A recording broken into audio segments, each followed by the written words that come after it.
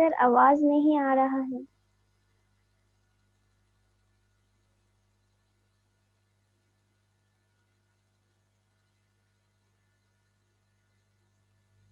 अब आ रही है आवाज? Yes sir. मैं भूल गया था कि तुम लोग भी हो। चलो,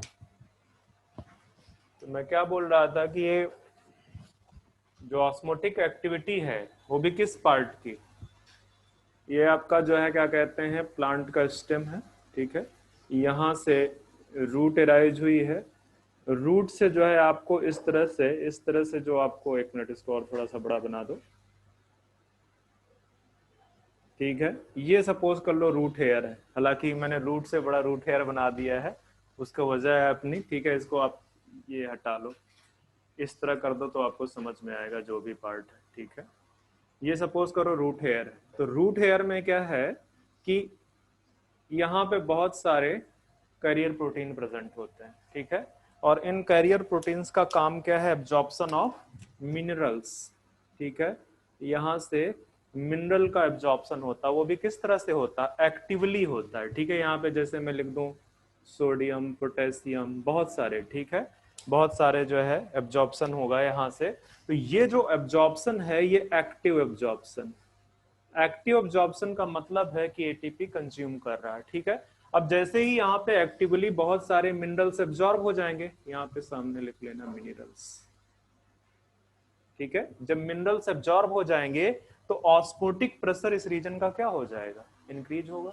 ठीक है, तो आप ये लिख सकते हो कि ड्यू टू एब्जॉर्प्शन ऑफ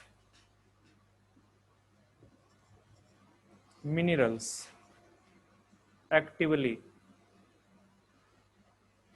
कहां पे, इन रूट हेयर। ठीक है, ऑस्मोटिक प्रेशर आपका रूट हेयर रीजन में इंक्रीज कर जाएगा।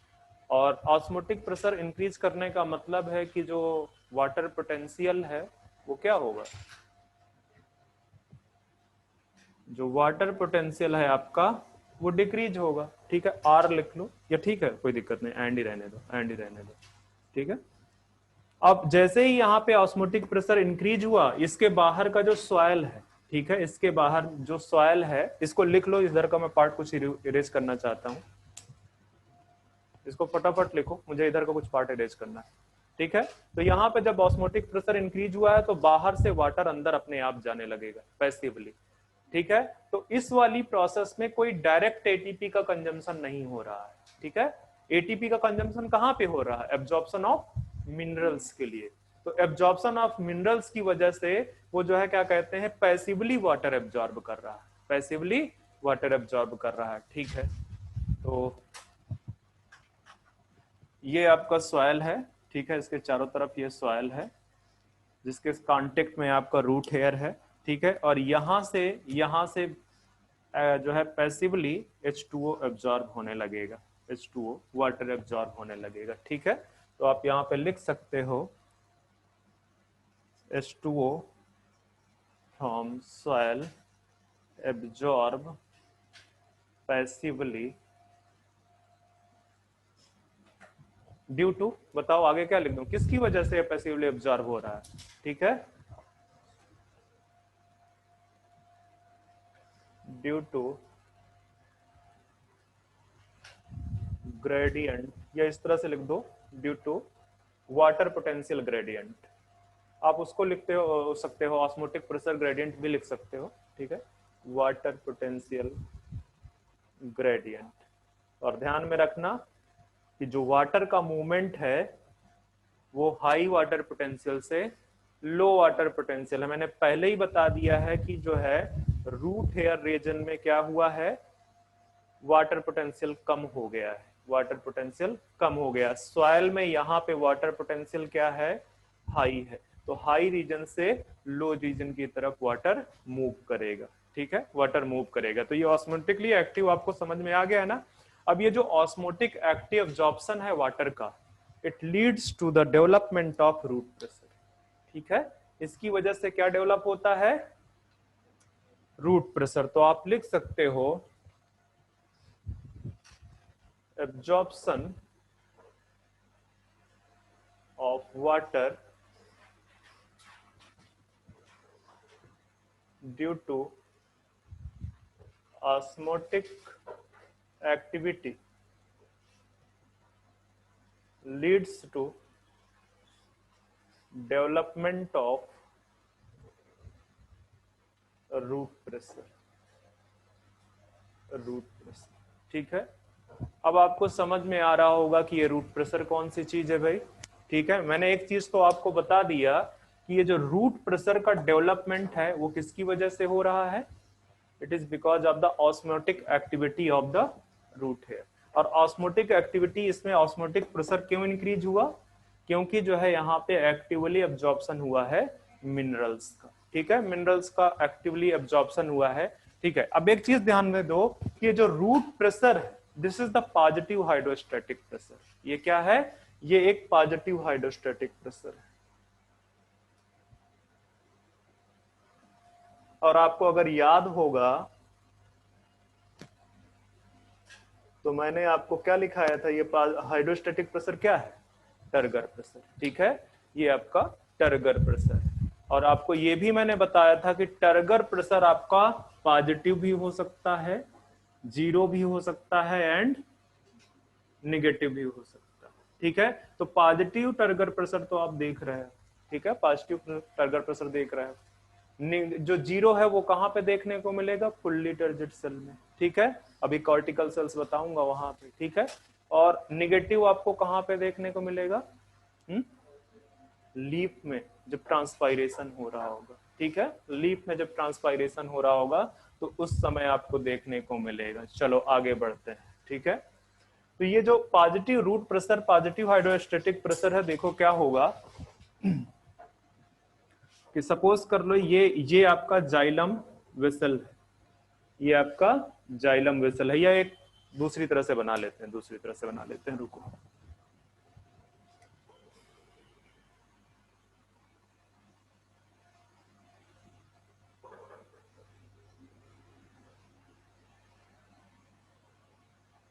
ये रूट है, ठीक है। नो डाउट रूट का थिकनेस नीचे की तरफ जाने पे कम होता है, बट आप ये मान लेना कि मैं बहुत छोटा रीजन ले रहा हूं जहां पे आपको डिफरेंशिएशन समझ नहीं आ रहा, ठीक है। और यहां से हम मान लेते हैं कि एक जो है आपका इस तरह से करके एपिडर्मल सेल्स लगे हुए हैं, ठीक है। एपिडर्मल सेल्स लगे हुए हैं, ओके। ये एपिडर्मल सेल्स है, ठीक है। तो ये रूट हेयर में क्या हो रहा है मैं वहां पे बता दिया मैंने, ठीक है। रूट हेयर में क्या हो रहा है वहां पे मैंने बता दिया। ये अंदर की तरफ आपका क्या प्रेजेंट है, अंदर की तरफ आपका प्रेजेंट है जाइलम वेसल, ठीक है। अंदर की तरफ जाइलम वेसल है। तो जब ऑस्मोटिक एक्टिविटी होगी, आपको पता ये एपिडर्मल सेल है, बीच में ये वाला रीजन में क्या प्रेजेंट है, कॉर्टेक्स प्रेजेंट है कि नहीं, कॉर्टेक्स प्रेजेंट है। यहां से वाटर जब आएगा, जो रूट हेयर एब्जॉर्ब कर रहा है वाटर, वो आगे कहां जाएगा, वो कॉर्टेक्स रीजन पे जाएगा। कॉर्टिकल सेल के पास में जब वाटर जाएगा, उनको ढेर सारा वाटर मिल गया है, ठीक है। आपको पता है कि ये सेल है सपोज कॉर्टिकल सेल, तो यहाँ पे ऑस्मोटिक प्रेशर क्या होगा, ज्यादा होगा, हाई होगा, ठीक है। यहाँ पे इसके चारों तरफ क्या भरा हुआ है, वाटर भर गया है, तो इसकी वजह से ये वाटर अंदर जाना स्टार्ट करेगा। और जो कॉर्टिकल सेल है वो अपनी मैक्सिमम टर्जिडिटी क्या कर लेगी, गेन कर लेगी। तो जैसे ही यहाँ पे मैक्सिमम टर्जिडिटी गेन होगी, तो यहाँ पे वो उसके चारों तरफ जो है वाटर भरा हुआ, सेल्स में भी वाटर है, उसके बाहर भी वाटर, क्यों है, क्योंकि यहाँ पे वो बेसिकली एब्जॉर्ब हो रहा है वाटर। तो वो एक अपथ्रस्ट लगाएगा, अपथ्रस्ट बोल रहा हूँ, एक थ्रस्ट लगाएगा, एक फोर्स लगाएगा। और वो फोर्स कहां पे लगेगा आके, ठीक है। और ये फोर्स किसके द्वारा लग रहा है, बाई वाटर, ठीक है। ये फोर्स लग रहा है वाटर के द्वारा। तो वो जो है क्या कहते हैं, जो आपके कॉर्टिकल सेल्स एक जो है क्या कहते हैं एक्सर्ट लगाती हैं बाई वाटर, ठीक है, कहां पे, जाइलम सैप में या जाइलम कैविटी में, उसी को क्या बोलते हैं, रूट प्रेशर, ठीक है। The pressure exerted by the cortical cells in the xylem sap is known as root pressure. तो सिंपल सा डेफिनेशन है, द प्रेशर exerted by, इस तरह से लिखो, the pressure exerted due to turgidity of या increase turgidity of cortical cell on xylem sap is known as root pressure. उसको आप क्या बोलोगे? Root pressure. ये आप बिल्कुल दिमाग में क्लियर रखना कि ये रूट प्रेशर एक पॉजिटिव प्रेशर है, ठीक है, लग रहा है। अब एक चीज ध्यान दो, वाटर पोटेंशियल जब आपको पढ़ा रहा था तो मैंने इस तरह से आपको बीकर बनाया था, ठीक है। मैंने बोला कि ये सपोज कर लो सोल्यूशन भरा हुआ है, ठीक है। तो अगर सोल्यूशन है तो जो इसका साइड W होगा वो कैसा होगा? नेगेटिव होगा। क्यों? Due to dissolvation of solute. अब अगर इसके ऊपर कोई प्रेशर नहीं लग रहा है एटमॉस्फेरिक प्रेशर को छोड़ के, तो वो तो बस जो है क्या कहते हैं, आप साई W को कैसे रिप्रेजेंट कर सकते हो? साई S से, ठीक है। वो निगेटिविटी किसकी वजह से? साई S की वजह से, ठीक है। अब अगर आप यहां से इसमें एक्स्ट्रा प्रेशर डाल दो, तो ये जो एक्स्ट्रा प्रेशर यहां पे लग रहा है ये क्या है? साई P है, ठीक है, प्रेशर पोटेंशियल है, ठीक है। दैट मीन्स कि अब इस साई W में आपको क्या कंसीडर करना पड़ेगा? Sai S plus psi P, ठीक है। इसमें आप साई S प्लस, मतलब कि इस साई P की वजह से क्या होगा? वाटर पोटेंशियल इंक्रीज हो जाएगा, ठीक है। वाटर पोटेंशियल इंक्रीज होगा। तो ये दिमाग में रखना ये किस तरह से हो रहा है। और यहाँ पे भी देखो कि यहाँ पे एक बाहर से एक्स्ट्रा प्रेशर आ रहा है, इसको हम बोल रहे हैं पॉजिटिव हाइड्रोस्टैटिक प्रेशर। और ये पॉजिटिव हाइड्रोस्टैटिक प्रेशर यहाँ पे वाटर पोटेंशियल को क्या कर देगा? इंक्रीज कर देगा, ठीक है। वाटर पोटेंशियल को इंक्रीज कर देगा, ठीक है। इतनी बात हो गई, दिमाग में इस चीज को रखना। अब एक और चीज बताना है कि जो रूट प्रेशर है कुछ प्लांट्स में, वैसे अभी तो मैं आपको वाटर एब्जॉर्प्शन पढ़ा रहा हूं, ठीक है। अभी मैं कुछ देर के बाद सेकेंड स्टेप में आऊंगा एसेंट ऑफ सैप पढ़ाने के लिए, ठीक है। वाटर मूवमेंट में हमने पहले क्या देखा? जो हॉरिजॉन्टल मूवमेंट है, इसके बाद आपको देखना है वर्टिकल मूवमेंट, ठीक है। एसेंट ऑफ सैप, यही तो है एसेंट ऑफ सैप, ठीक है। ये है आपका एब्जॉर्प्शन ऑफ वाटर, ठीक है। तो हम अभी देख रहे हैं एब्जॉर्प्शन ऑफ वाटर। और मैं क्या बोल रहा हूं कि जो ऑस्मोटिक एक्टिविटी ऑफ एब्जॉर्प्शन है, ठीक है, वो किसको जन्म दे रही है? किसको बर्थ दे रही है? रूट प्रेशर को, ठीक है। तो जो बेसिकली छोटे छोटे प्लांट्स है, हर्ब टाइप के प्लांट, वहां पे जो एसेंट ऑफ सैप है, वो किसकी वजह से बोलते हैं हम? रूट प्रेशर की वजह से, ठीक है। पर वो सिर्फ किसमें है? छोटे प्लांट्स के लिए। एक्चुअली अभी आप देखोगे कि रूट प्रेशर एक थ्योरी है to explain the ascent of sap. Ascent of sap को एक्सप्लेन करने के लिए एक थ्योरी आई जिसको बोला गया root pressure theory. Root pressure कैसे डेवलप होता है वो मैंने आपको एक्सप्लेन कर दिया, ठीक है। पर हुआ क्या कि जो है आप छोटे प्लांट में तो ये बोल सकते हो कि भाई ये जो है यहाँ पे ट्रांसपोर्टेशन जो वाटर है अपवर्ड, जो एसेंट ऑफ सैप है, that is because of the root pressure. पर जब आप जाओगे बड़े बड़े प्लांट्स में, ठीक है, जिनकी हाइट बहुत ज्यादा है, ठीक है, वुडी प्लांट्स में, तो आप देखोगे वहां पे कि इतनी दूरी तक यहाँ पे ये जो भी रूट प्रेशर डेवलप होता है वो अप्रोक्सीमेटली होता है 2 एटमॉस्फेयर, और ये ज्यादा ऊंचाई तक पानी को ले नहीं जा सकता है, ठीक है। तो वहां पे ये थ्योरी एक्सप्लेन करने में फेल हो गई एसेंट ऑफ सैप, ठीक है। ये नेक्स्ट पार्ट है, मैं वहीं पे बताऊंगा। अभी बस मैं रूट प्रेशर के बारे में आपको बता रहा हूं कि रूट प्रेशर किस तरह से डेवलप हो रहा है, ठीक है। रूट प्रेशर किस तरह से डेवलप हो रहा है? रूट प्रेशर एक्चुअली है क्या? ये एक पॉजिटिव हाइड्रोस्टैटिक प्रेशर है, ठीक है। ये जो है आपका कार्टिकल सेल की जो टर्जिडिटी है उनके इंक्रीज होने से डेवलप होता है। और किस पे लगता है? जाइलम सैप पे लगता है। अच्छा, एक और चीज देखो, कंडीशन क्या है रूट प्रेशर के डेवलप होने की? रूट प्रेशर कब डेवलप होगा? जब रेट ऑफ ट्रांसपायरेशन, मतलब जो वाटर इवेपोरेट हो रहा है लीफी सरफेस से, ठीक है, लीफ से, उसका जो रेट है वो कम होगा, ठीक है। किससे? एब्जॉर्प्शन ऑफ वाटर से, बाय ऑस्मोटिक एक्टिविटी, ठीक है। तभी जो है आपका वाटर जो रूट प्रेशर है वो डेवलप हो सकता है, ठीक है। नहीं तो क्या होगा कि यहाँ पे जितना भी जो है क्या कहते हैं, जो जाइलम है, जितना भी यहाँ पे जो वाटर इकट्ठा हो रहा है वो ऑलरेडी उसको पिक कर लेगा वहां से, ठीक है। तो वो जो बेसिकली यहाँ पे बहुत ज्यादा डेवलप ही नहीं हो पाएगा रूट प्रेशर की उसको ऊपर की तरफ ले जाए। तो सबसे बड़ी कंडीशन है रूट प्रेशर के डेवलप होने के लिए कि जो रेट ऑफ ट्रांसपायरेशन है वो कम होनी चाहिए। तो कंडीशन लिखते हैं पहले।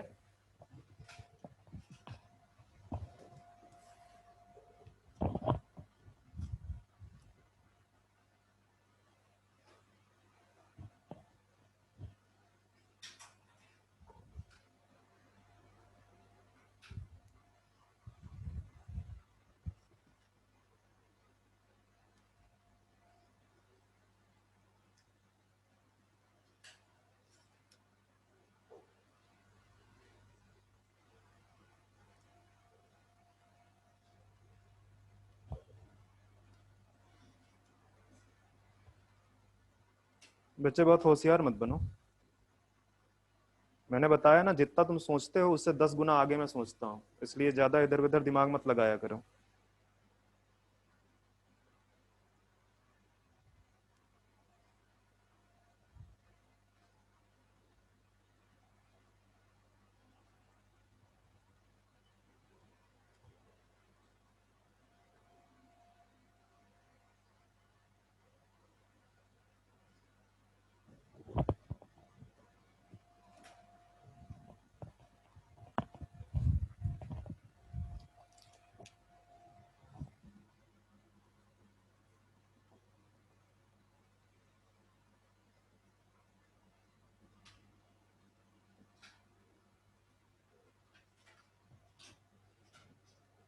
तो यहाँ पे लिख दो rate of water absorption by osmotic activity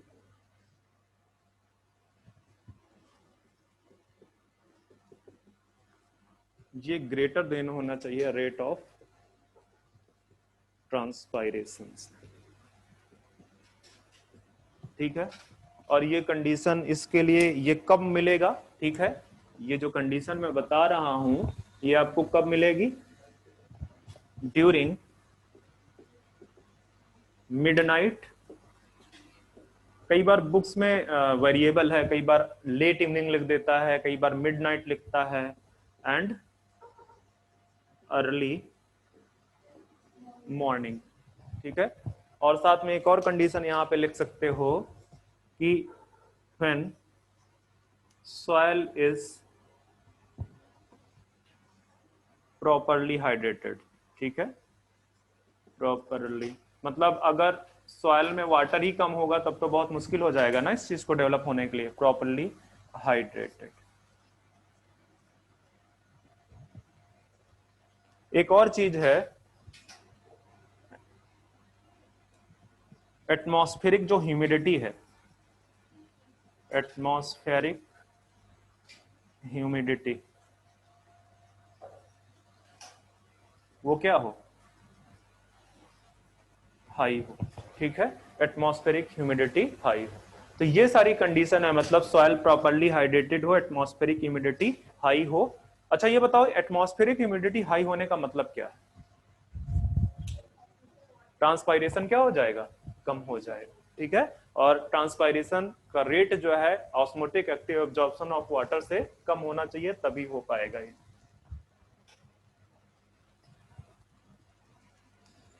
एक और चीज याद रखना कि जैसे मैंने बोला कि जो रूट प्रेशर है, रूट प्रेशर आपका क्या है? पॉजिटिव हाइड्रोस्टैटिक प्रेशर है। तो ये बेसिकली जो है, ये अगर एनसीईआरटी देखोगे तो वहां पे लिखा है कि ये मॉडरेट पुश, मतलब कहने का अगर ये जैसे वाटर कॉलम आपके पास है, ठीक है, वाटर कॉलम में यहां से वाटर जो है क्या कहते हैं, आप चाहते हो तो दो तरीके हैं, या तो यहां से पुल कर लो उसको, या तो यहां से पुल कर लो। ठीक है, नहीं तो यहां से एक पुश फोर्स लगाओ नीचे से। तो ये जो रूट प्रेशर है ये बेसिकली क्या है? मॉडरेट पुश, मतलब हल्का सा, बहुत ज्यादा नहीं है। अभी आपको मैं बताऊंगा कि ये जो water absorption and accent of SAP में दो ही चीजें काम कर रही हैं, एक पुश फोर्स काम कर रहा है, एक पुल फोर्स काम कर रहा है। तो push force is provided by root pressure. ठीक है, एंड जो पुल फोर्स है वो ट्रांसपायरेशन पुल है, वो खींच लेगा वाटर कॉलम को। ठीक है, यहां से देखना, अभी कुछ देर के बाद बताऊंगा कि इस तरह से एक वाटर कॉलम डेवलप होगा। ठीक है, वाटर कॉलम डेवलप होगा। तो यहाँ जो ट्रांसपायरेशन, जो एपरेशन हो रहा है कंटिन्यूसली सनलाइट की वजह से, वो बेसिकली इस वाटर कॉलम को क्या करता है? खींचता है अपनी की तरफ। और वो खींच क्यों रहा है? क्योंकि जो लीफ है, लीफ की जो मेसोफिल सेल्स है, वहां पे जो ऑस्मोटिक प्रेशर है वो क्या हुआ है? इंक्रीज हुआ है। या डीपीडी के टर्म में बात करो तो डीपीडी क्या हो गई है? इंक्रीज हो गई है। ठीक है, वो डीपीडी इंक्रीज हो गई है, या बोलो कि वाटर पोटेंशियल वहां पे घटा हुआ है, डिक्रीज हुआ है, तो वो बेसिकली जो है एक वाटर कॉलम में एक थ्रस्ट लगाता है, एक फोर्स लगाता है, जिसको पुल फोर्स बोलते हैं। ठीक है, तो ये रूट प्रेशर एक आपका मॉडरेट पुश है, और इसका जो मैग्नीट्यूड है वो क्या है? बताओ, इसका मैग्नीट्यूड कैसा होगा ना? लो मैग्नीट्यूड है, लो मैग्नीट्यूड है। ठीक है, आपको फिजिक्स वाली क्वांटिटीज के बारे में वहां पे बोलते हैं ना, लो मैग्नीट्यूड हाई मैग्नीट्यूड। ठीक है, तो लो मैग्नीट्यूड है, इसकी वजह से ये जो है आगे देखना कि एक्सप्लेन नहीं कर पाएगा। मैं यहीं पे सारी चीजें एक्सप्लेन कर दे रहा हूं ताकि आपको मैं आगे कुछ ना बताऊं। अच्छा, सिग्निफिकेंस ऑफ रूट प्रेशर देखते हैं जरा सा। अगर ये बहुत ज्यादा एसेंट ऑफ स्वैप को नहीं कर पा रहा है तो सिग्निफिकेंस क्या है? एनसीईआरटी में सारी चीजें लिखी हुई हैं इसकी, ठीक है। सिग्निफिकेंस तो आप लिख दो अभी यहीं पे, एक ही रहने दो, ठीक है। सिग्निफिकेंस में कि ये रीएस्टैब्लिश करता है किसको? रीएस्टैब्लिशमेंट ऑफ वाटर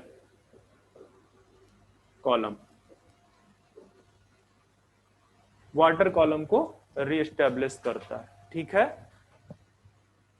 ये वाटर कॉलम क्या है? चेन ऑफ, या कंटिन्यूअस चेन लिखो, continuous chain of water molecules. अभी मैं बताऊंगा कि किस तरह से कंटिन्यूअस चेन ऑफ, ठीक है। तो वाटर कॉलम क्या है?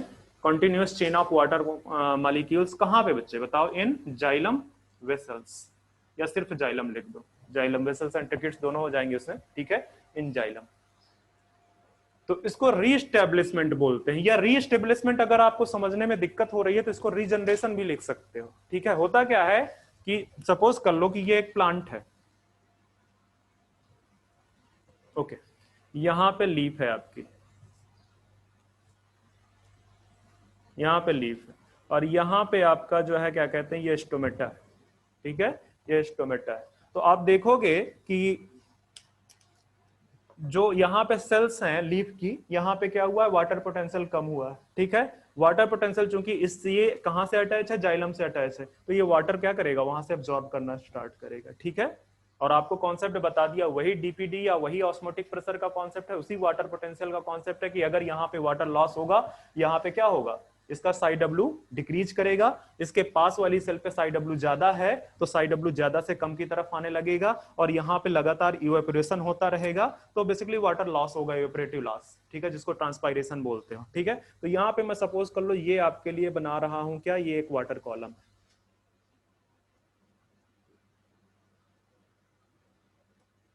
ये एक वाटर कॉलम है, ठीक है। तो ये वाटर कॉलम को बेसिकली क्या करेगा? इसको यहां से एक ट्रांसपायरेशनल पुल लग रहा है, यहां से क्या लग रहा है? एक ट्रांसपायरेशनल पुल,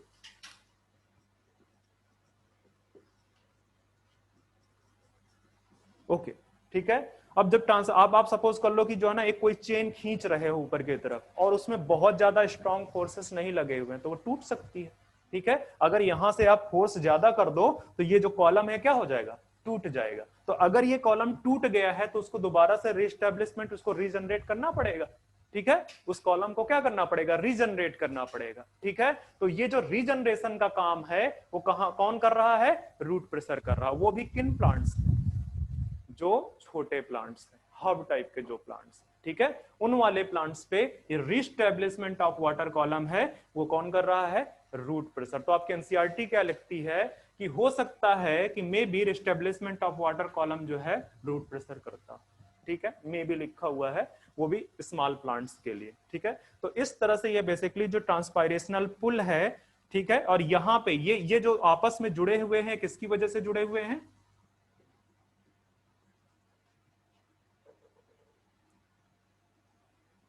क्या लिखा हुआ है यार? टेंसाइल स्ट्रेंथ, ठीक है। तो टेंसाइल स्ट्रेंथ जो है, ये जो है क्या कहते हैं, जब ट्रांसपायरेशनल पुल, इसको मैं अगर टीपी से रिप्रेजेंट कर दूं, मेरे लिए आसान हो जाएगा, इसको टीएस से रिप्रेजेंट कर दूं, तो जब ट्रांसपायरेशनल पुल टेंसाइल स्ट्रेंथ से अधिक हो जाएगा, और ये कब होता है? ड्यूरिंग,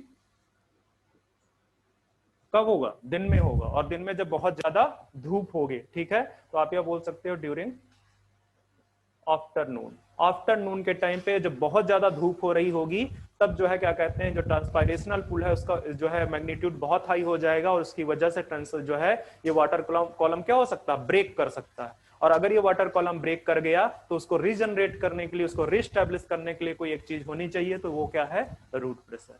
वो क्या है? रूट प्रेशर है। तो ध्यान में रखना है इस चीज को, ठीक है, इस चीज को ध्यान में रखना है आप।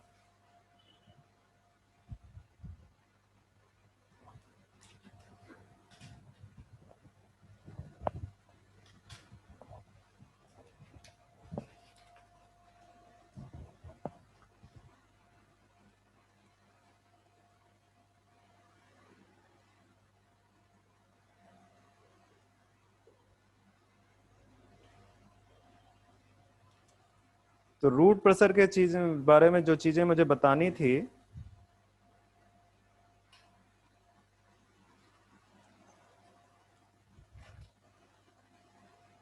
वो मैंने बता दी है। अब रूट प्रेशर से कुछ और चीजें डेवलप होती हैं, उनको भी लिख देते हैं। अच्छा, यहाँ पे एक और चीज लिख दो कि यहाँ पे लिख दो, ये क्या कर देगा, ब्रेक द वाटर कॉलम। नहीं, आप भूल जाओगे कि ये क्यों मैंने बताया था, ठीक है। Break the water column, break the water column, ठीक है। कब? आफ्टरनून में। तो ये चीज हो गई रूट प्रेशर जो है। अब रूट प्रेशर जो है की वजह से एक और चीज है, क्या बोलते हैं उसको, गटेशन, ठीक है, गटेशन। तो आप ये बोल सकते हो ये due to effect of root pressure, root pressure की इफेक्ट की वजह से होता है। और सबसे पहले लिख लेते हैं कि गटेशन है क्या। ये गटेशन है लॉस ऑफ वाटर, ठीक है। एक्चुअली वो वाटर प्योर तो नहीं होता है, पर मैं वाटर ही लिखूंगा यहाँ पे, ठीक है। यहाँ चाहे लिख दो कि ये इम्प्योर है, ठीक है। Loss of water from the margin of leaves. मैं सारी चीजें, जैसे ही रूट प्रेशर टर्म आएगा आपके दिमाग में सबसे पहली चीज जो एक चलना चाहिए कि ये स्मॉल प्लांट्स के लिए, लाइक हर्ब्स। कहाँ के लिए है? हर्ब्स के लिए है। वुडी प्लांट में और जो है जहां पे रेट ऑफ ट्रांसपायरेशन ज्यादा है, उन वाले प्लांट्स में रूट प्रेशर क्या है? अब्सेंट है, ठीक है। रूट प्रेशर अब्सेंट है। तो जैसे ही रूट प्रेशर का नाम आएगा आपके तुरंत दिमाग में चलना चाहिए ये तो स्मॉल प्लांट्स के लिए है, लाइक हर्ब्स। हर्ब्स दोनों हो सकती हैं, मोनोकोट्स भी हो सकते हैं और डाइकोट्स भी हो सकते हैं, ठीक है। तो ये जो लॉस ऑफ वाटर है from margin of leaves, margin of leaves, ठीक है, by special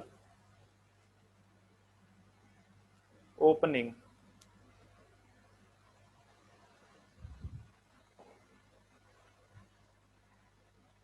in the form of water droplet, या in the form of सिर्फ ड्रॉपलेट लिखो, droplet is known as guttation. उसको क्या बोलते हैं? गटेशन। और ये जो स्मॉल ओपनिंग है, these small opening is known as, ये स्पेशल ओपनिंग, ठीक है, दीज स्पेशल, ये जो स्पेशल ओपनिंग है इन मार्जिन ऑफ लीव्स, इनको बोलते हैं क्या? हाइडेथोड्स, हाइडेथोड्स। एक और नाम है और वाटर स्टोमेटा, वाटर स्टोमेटा। और ये जो हाइडेथोड्स है, ठीक है, इनसे क्या निकल रहे हैं? वाटर ड्रॉपलेट्स निकल रही हैं, ठीक है, जो कि कैसी हैं? इम्प्योर है। तो एक बार ये क्वेश्चन पूछा था कि जो गटेशन से जो वाटर निकलता है वो प्योर होता है कि इम्प्योर? तो कैसा है वो? इम्प्योर है। क्यों? क्योंकि उसमें वाटर प्लस कुछ ऑर्गेनिक सल्यूट मिले हुए हैं, ठीक है। तो ये जो स्टोमेटा हैं दे ऑलवेज ओपन, ये क्या रहते हैं? ऑलवेज ओपन रहते हैं। और ये कब होता है? ये जो गटेशन का प्रोसेस है कब होगा?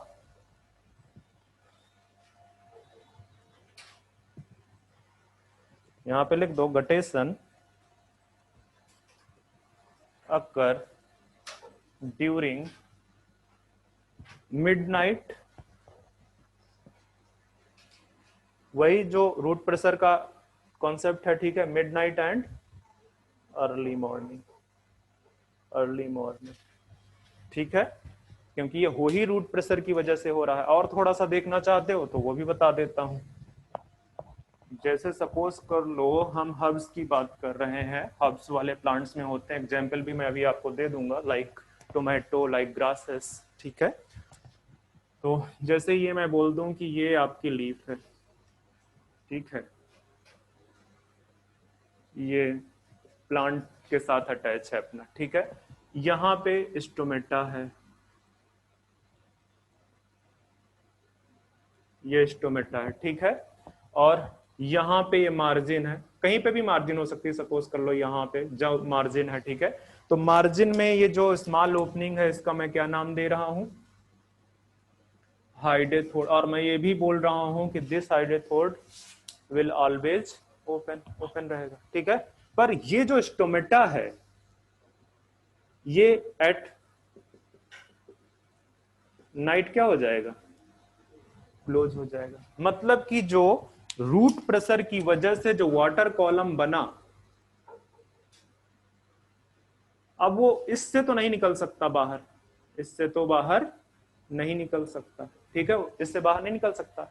ऊपर से दूसरा, इसके चारों तरफ आप लीफ की बात कर रहे हो, तो लीफ में क्या प्रेजेंट होता है चारों तरफ, एक वैक्सी लेयर प्रेजेंट होती है क्यूटिकल, जो किसको रोकती है, इवेपोरेशन को, ट्रांसपायरेशन को रोकती है, ठीक है। तो अब इसके पास कौन सी ओपनिंग सिर्फ बची है, हाइड्रो, ठीक है। तो जब नाइट के टाइम में या अर्ली मॉर्निंग के टाइम पे ट्रांसपायरेशन बहुत कम है जी, because of the close stomata, ठीक है, तो उस समय रूट प्रेशर थोड़ा बढ़ेगा और उसको कहां से निकलेगा, वो हाइड्रोथोड के, ठीक है। तो यहां से जो वाटर ड्रॉपलेट्स निकल रही हैं ये कैसी हो जाएंगी, इम्प्योर हैं, ठीक है, और ये आपकी कब निकलेंगी, नाइट एंड अर्ली मॉर्निंग में, ठीक है। एग्जाम्पल अगर आप गटेशन का देखना चाहते हो तो मैंने पहले ही बताया कि हर्ब्स होंगी, हर्ब्स, और हर्ब्स में आपका मोनोकॉट भी होगा और डाइकॉट भी होगा, और मोनोकॉट में आप ग्रासेस की बात कर सकते हो, और यहाँ पे मैं डाइकॉट में हर्ब जो है आपका टोमेटो में लिख सकता हूँ, टोमेटो। और भी हैं जैसे आपका कोलोकैसिया, ठीक है, कोलोकैसिया है आपका, और भी बहुत सारे हैं, छोड़ो, इतना बहुत है, ठीक है, इतना बहुत है। तो गटेशन क्या है, गटेशन है basically loss of water, impure water from margin of leaves by special opening in the form of droplet known as guttation. कब हो रहा है, एट मिडनाइट और अर्ली मॉर्निंग, ठीक है। तो ये तो गटेशन हो गया। अब एक और चीज देखो, एक और चीज देख लो, अगर आपको एक्सपेरिमेंटली प्रूव करना हो, ये गटेशन कैसी प्रोसेस है, this is a natural process, guttation कैसा है, नेचुरल प्रोसेस, ठीक है, ये स्पेशल ओपनिंग से हो रहा है। पर अगर आपको पता लगाना हो, एक्सपेरिमेंटली डिमॉन्स्ट्रेट करना हो कि आपका जो रूट प्रेशर है वो डेवलप होता है कि नहीं, उसको अगर एक्सपेरिमेंटली डिमॉन्स्ट्रेट करना हो तो उसके लिए एक चीज है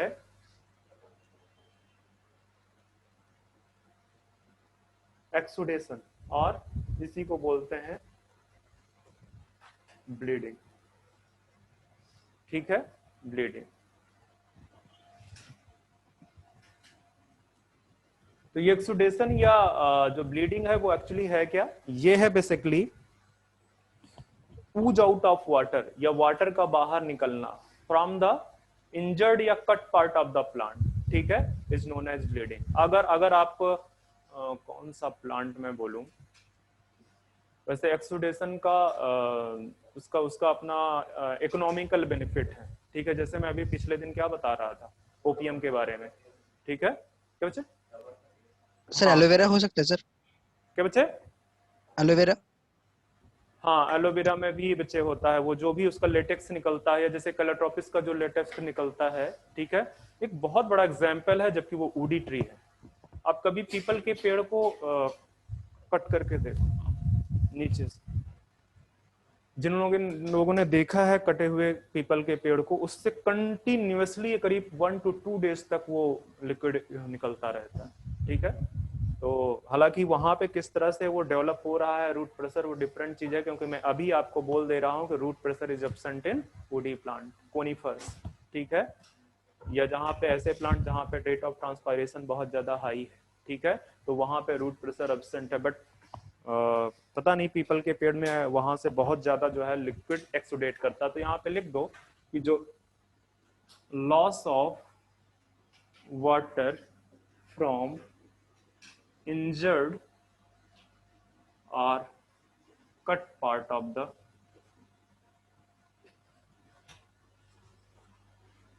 प्लांट, यहाँ पे लिख देना हर्ब्स, वैसे ठीक है, मेनली हर्ब्स लिखो, mainly herbs known as exudation और bleeding। सर इसका कोई इकोनॉमिकल बेनिफिट्स है, क्या बच्चे, इसका कोई इकोनॉमिकल बेनिफिट्स? वो मैं अभी लिखा देता हूं, आप इतना आगे मत जाओ, जो लिखा रहा हूं उस पर कॉन्सेंट्रेट करो।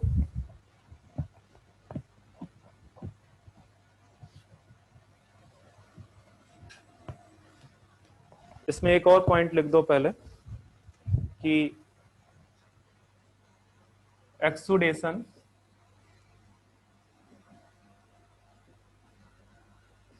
इज इंडिकेटिव ऑफ, या रिप्रेजेंट लिख सकते हैं, इंडिकेटिव ऑफ रूट प्रेशर। ये क्वेश्चन पूछा गया है एक बार, ठीक है, कि जो रूट प्रेशर का इंडिकेटिव है, ठीक है, आप कैसे डिमॉन्स्ट्रेट करते हो, तो आप इससे डिमॉन्स्ट्रेट कर सकते हैं। एनसीईआरटी रीड करोगे तो वहां पे भी लिखा हुआ है कि आप एक हब लो, हब को क्या कर दो, उसको कट कर दो, ठीक है। तो कट करने के बाद आपको वहां से जो है क्या कहते हैं कुछ लिक्विड ऊज आउट करते हुए दिखेगा। इसको लॉस ऑफ वाटर, या इसको कई बार ऊजिंग आउट भी लिख देते हैं, ठीक है, लॉस मैंने लिख दिया है, आप बोल सकते हैं इसको oozing out of water from the injured और कट पार्ट। और ये जो वाटर है, मैं फिर से बता रहा हूं, ये जो वाटर है दिस इज इम्प्योर, इसमें ऑर्गेनिक मटेरियल, ऑर्गेनिक सल्यूट मिले हुए हैं, ठीक है, ये इम्प्योर वाटर है। ये एक्सोडेशन और इकोनॉमिकल बेनिफिट अगर लिखना चाहो, इकोनॉमिकल इंपॉर्टेंस इसका, तो आप लिख सकते हो इकोनॉमिकल इंपॉर्टेंस में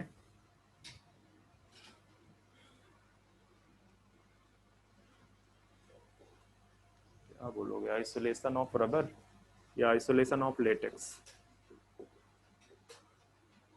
लेटेक्स फ्रॉम रबर प्लांट। ये जो ब्लीडिंग है ये बहुत ज्यादा देखी जाती है कहाँ पे, एक दिन बताया था, टॉडी प्लांट। जो टॉडी प्लांट है उसमें वो जो टॉडी निकलती है वो कट करने के बाद ही तो निकलती है, ठीक है। तो बेसिकली उसको, उस प्लांट का नाम है करियोटा यूरेंस, ठीक है, करियोटा यूरेंस। तो आप लिख सकते हो टॉडी बाय टॉडी प्लांट।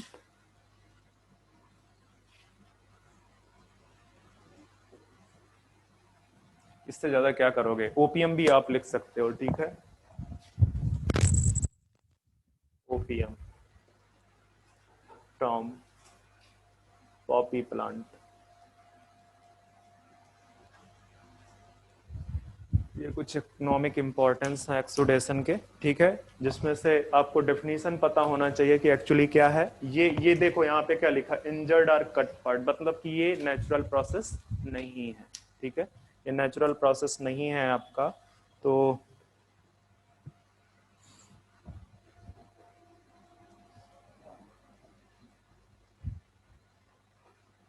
चलो अब हम आते हैं नेक्स्ट पार्ट पे। नेक्स्ट पार्ट कौन सा मैंने बताया था,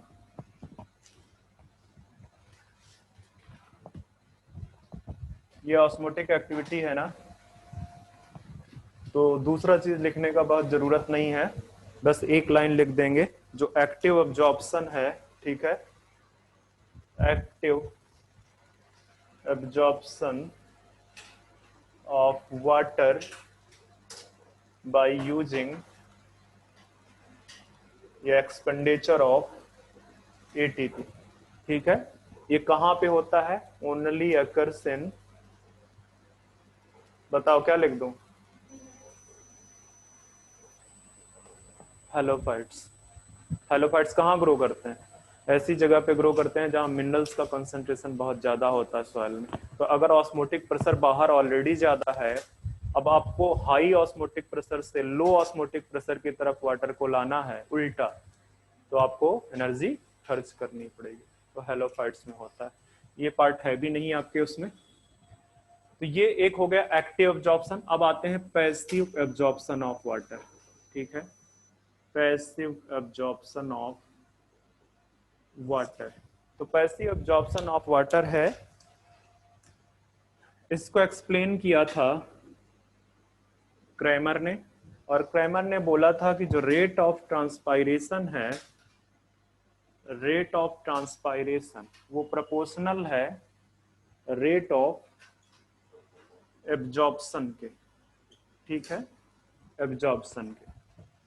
उन्होंने एक ग्राफ प्लॉट किया, वहां पे देखा कि जो रेट ऑफ ट्रांसपायरेशन है रेट ऑफ एब्जॉर्प्शन के इक्वल है। ठीक है, जैसे ट्रांसपायरेशन की रेट गिर जाती है तो वाटर एब्जॉर्प्शन का रेट भी क्या हो जाता है, गिर जाता है। ठीक है, तो बेसिकली इन्होंने बोला कि जो पैसिव एब्जॉर्प्शन ऑफ वाटर है इट इज बिकॉज ऑफ, ठीक है, दिस इज बिकॉज ऑफ, ठीक है, किसकी वजह से है, ड्यू टू ट्रांसपायरेशन। ठीक है, ट्रांसपायरेशन ऑफ, ये ट्रांसपायरेशन अकेले सफिशिएंट है। ठीक है, ये करता क्या है कि ट्रांसपायरेशन होगा, जो लीफ सरफेस है, जो लीफ की सरफेस है, ठीक है, वहां पे जो सेल्स हैं उन सेल्स के चारों तरफ क्या प्रेजेंट है, इंटरसेलुलर स्पेसेस पे वाटर प्रेजेंट है, वो धीरे धीरे करके क्या हो रहा है, इवेपोरेट कर रहा है। ठीक है, तो वो जैसे जैसे इवेपोरेट करेगा वो एक पुल डाल देगा, कहाँ पे, वाटर कॉलम पे। ठीक है, वाटर कॉलम पे एक पुल लगेगा और वो जो है क्या कहते हैं, वाटर को एब्जॉर्ब करना स्टार्ट कर देगा। ठीक है, मतलब कहने का क्या, सपोज कर लो कि ये लीफ है, यहाँ पे ये स्टेम है पूरा, ठीक है, ये कॉलम है, ठीक है, और इधर से ये हॉरिजॉन्टल डायरेक्शन में यहाँ पे रूट हेयर है जहाँ से वाटर एब्जॉर्ब किया जा रहा है। तो जो पुल यहाँ पे लग रहा है वो तो यहाँ पे भी खींचेगा ना, अगर यहाँ वाटर कमी होगी तो ये तो यहाँ से भी खींचना स्टार्ट कर देगा। तो उन्होंने बोला कि जो पैसिव एब्जॉर्प्शन ऑफ वाटर है वो बेसिकली किसकी वजह से है, ड्यू टू ट्रांसपिरेशन, और यही है मेन वाटर। ठीक है, मतलब passive absorption of water he 96% water absorption के लिए रिस्पॉन्सिबल है। ठीक है, 96% वाटर एब्जॉर्प्शन के लिए, अप्रोक्सीमेटली 4% के लिए ये रिस्पॉन्सिबल है। रूट प्रेशर का बहुत बड़ा सिग्निफिकेंस वाटर एब्जॉर्प्शन में नहीं है। ठीक है, तो ये तो हो गया है आपका वाटर एब्जॉर्प्शन। ठीक है, तो दो तीन चीजें आपको वाटर एब्जॉर्प्शन में बहुत क्लियरली पता होनी चाहिए कि चूंकि मिनरल का एब्जॉर्प्शन एक्टिवली होता है तो उसकी वजह से रूट हेयर में ऑस्मोटिक प्रेशर इंक्रीज हो जाता है, तो उससे रूट प्रेशर बिल्डअप होता है। ठीक है, इसके बाद दूसरी चीज है कि अगर आपसे बोला जाए कि मेजर वाटर एब्जॉर्प्शन कहां से हो रहा है, तो major water absorption because of the transpiration pull. ठीक है, 96% वाटर एब्जॉर्प्शन होता है। एक प्राइमर साइंटिस्ट थे, उन्होंने बोला कि जो रेट ऑफ ट्रांसपायरेशन है वो प्रोपोर्शनल है रेट ऑफ एब्जॉर्प्शन। ठीक है, अब आते हैं हम एसेंट ऑफ सैप को पढ़ते हैं। एसेंट ऑफ सैप, ठीक है, तो ये जो एसेंट ऑफ सैप है ये क्या है, सबसे पहले तो आप समझो कि जो upward movement of water plus mineral, ठीक है, वाया जाइलम वेसल्स, या सीधे बोल दो जाइलम, ठीक है, उसी को हम बोलते हैं क्या, एसेंट ऑफ सैप। तो आप बोल सकते हो upward movement of water and minerals through xylem against gravity is known as ascent of sap। ascent of sap, इसको बोलते हैं ascent of sap। ठीक है, अब ये बोलो कि ये सैप जो जाइलम सैप है, सैप क्या है, जाइलम सैप की बात कर रहे हैं यहाँ पे। ठीक है, इसमें क्या क्या है, इसका कंपोनेंट कौन कौन से हैं, तो मेनली तो मैंने लिखा ही दिया है, मेनली इसमें क्या है, वाटर है प्लस मिनरल्स है। इसके अलावा आपको यहाँ पे कुछ नाइट्रोजन कंटेनिंग ऑर्गेनिक कंपाउंड दिख जाएंगे, नाइट्रोजन कंटेनिंग ऑर्गेनिक कंपाउंड, और बताओ क्या दिखेगा, प्लस प्लांट हार्मोन्स या फाइटो हार्मोन्स, ये आपको दिख जाएंगे। ठीक है, तो ये जाइलम सैप में आपको समझ में आ रहा है कि मतलब कहने का कि ये सपोज कर लो जाइलम है, उसकी जो वेसल्स है, इसके अंदर जो वाटर है वो अकेले वाटर नहीं है, उसमें ये सारी चीजें उसमें, और उसी को आप क्या बोल रहे हो, जाइलम सैप बोल रहे हो। और जाइलम सैप किसका, कौन से पाथवे का पार्ट है, एपोप्लास्टिक पाथवे का पार्ट है, पिछले दिन भी बताया मैंने।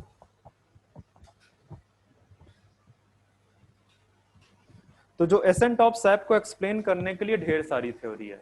ठीक है, मैकेनिज्म जो है एसेंट ऑफ सैप के लिए, मैकेनिज्म, और बच्चे बहुत नींद आ रही है कुछ बच्चों को, मैं देख रहा हूं, mechanism of accent of SAP. ठीक है। एसेंट ऑफ सैप को एक्सप्लेन करने के लिए बहुत ढेर सारी थ्योरीज आई। कौन कौन सी थ्योरीज आई? एक वाइटल फोर्स थ्योरी थी। तो जो वाइटल फोर्स थ्योरी थी वो बोलते हैं कि जो एसेंट ऑफ सैप मतलब upward movement of water plus minerals के लिए जो चीज रिस्पॉन्सिबल है वो लिविंग सेल, ठीक है, वो लिविंग सेल। बहुत सारे साइंटिस्ट आए, उसमें से अपने यहाँ एक साइंटिस्ट थे जगदीश चंद्र बोस, कहाँ गए थे? वेस्ट बंगाल, ठीक है। तो उनकी एक थ्योरी थी इलेक्ट्रिक पल्सेशन थ्योरी, ठीक है। उन्होंने एक प्लांट यूज किया था डेस्मोडियम गायरेंस, और उन्होंने बोला कि ये जो पेरेनकाइमा सेल्स हैं जाइलम की, उसकी उसमें कुछ कार्टिकल नहीं, सॉरी पेरेनकाइमा सेल्स नहीं, कॉर्टिकल सेल्स बेसिकली। जैसे आप देखते होगे ना, ये प्लांट है, प्लांट का अगर स्टेम देखो आप, तो ये जो कॉर्टेक्स वाला, ये तो सेंट्रल सिलेंड्रिकल रीजन है, ये जो कॉर्टेक्स वाला रीजन है, यहाँ पे जो कॉर्टिकल सेल्स हैं, इन कॉर्टिकल सेल्स की वजह से जो है उसमें हार्ट लाइक पल्सेशन हो रहा है, और उस पल्सेशन की वजह से ही वाटर जो है अपवर्ड मूव करता है, ठीक है। हालांकि बाद में एक साइंटिस्ट आए स्ट्रासबर्गर, ठीक है। तो स्ट्रासबर्गर ने बोला कि नहीं, अगर आप डेड सेल्स भी यूज करोगे तब भी वाटर का मूवमेंट होगा। एक्चुअली इन्होंने क्या किया, एक बीकर लिया, उसमें एक प्लांट को रखा, प्लांट लिविंग था, और यहाँ पे पॉइजनस सब्सटेंस मिला दिए, ठीक है, पॉइजन मिला दिया। तो पॉइजन जाएगा तो प्लांट तो मर जाएगा, बट स्टिल वाटर का ट्रांसपोर्ट होता रहा। तो उन्होंने प्रूव किया कि जो वाइटल फोर्स थ्योरी है, ये Jagdish Chandra Bose actually vital force theory के एक सपोर्टर थे, ठीक है। मतलब वाइटल फोर्स थ्योरी को देने वाले बहुत सारे साइंटिस्ट थे, उनमें से ये एक थे, ठीक है। तो स्ट्रासबर्गर ने उसको गलत प्रूव कर दिया। तो इसके बाद फिर एक और थ्योरी आई जो रूट प्रेशर थ्योरी है, ठीक है। फिर इसके बाद एक आई फिजिकल फोर्स थ्योरी, मतलब कि वाटर मूवमेंट के लिए जो रिस्पॉन्सिबल है वो बेसिकली क्या है, फिजिकल फोर्सेस है, लाइक सरफेस टेंशन वगैरह, ठीक है। और इसके बाद फिर जो है मोस्ट एक्सेप्टेड थ्योरी आई, जो कि कौन सी है, कोहेशन ट्रांसपायरेशन पुल थ्योरी, ठीक है, कोहेशन ट्रांसपायरेशन पुल थ्योरी। तो mechanism of accent of SAP में आप दो थ्योरी के नाम लिख दो। एक है आपका रूट प्रेशर थ्योरी, बहुत सारी थ्योरी आई हैं बट आपको इतना जानने की जरूरत नहीं। एक है आपका रूट प्रेशर थ्योरी, क्योंकि रूट प्रेशर के बारे में आपके एनसीईआरटी में बहुत अच्छे से मेंशन है। और दूसरी है आपकी, फुल नेम क्या है, कोहेशन ट्रांसपायरेशन पुल नहीं है, कुछ और भी है, cohesion tension transpiration pull theory, cohesion tension transpiration pull theory. तो ये जो थ्योरी है root pressure theory, it was given by Priestley, इन्होंने दिया था, ठीक है। और रूट प्रेशर के बारे में जितनी चीजें हैं वो मैं ऑलरेडी बता चुका हूं, ठीक है। ये भी बता दिया कि जो रूट प्रेशर है only present in small plant such as hog, ठीक है। अब्सेंट इन, कहां अब्सेंट है, अब्सेंट इन, बताओ बताओ फटाफट बताओ, woody plant, conifers, and those plants which transpire, मतलब जो रेट ऑफ ट्रांसपायरेशन है उनका ज्यादा है, ठीक है। तो वहां पे आपका रूट प्रेशर थ्योरी एप्लीकेबल नहीं है for the ascent of SAP. अगर आप एनसीईआरटी रीड करोगे तो कुछ और चीज है, ध्यान में देना मैं जो बोलने जा रहा हूं। अब बहुत मैंने आपको रूट प्रेशर कहां पढ़ाया है, एब्जॉर्प्शन में, ठीक है। और जो आपका एनसीईआरटी पढ़ाता है वो एसेंट ऑफ सैप में पढ़ाता है, ठीक है। क्यों? क्योंकि वो रूट प्रेशर थ्योरी को कवर करना चाहता है, ठीक है, वहीं पे। तो टाइम कितना हुआ?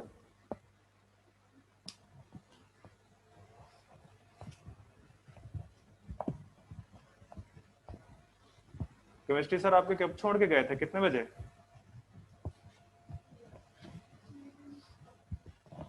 फोर्टी 50, मैं 50 पे आया हूं ना, मैं आया ही नहीं। चलो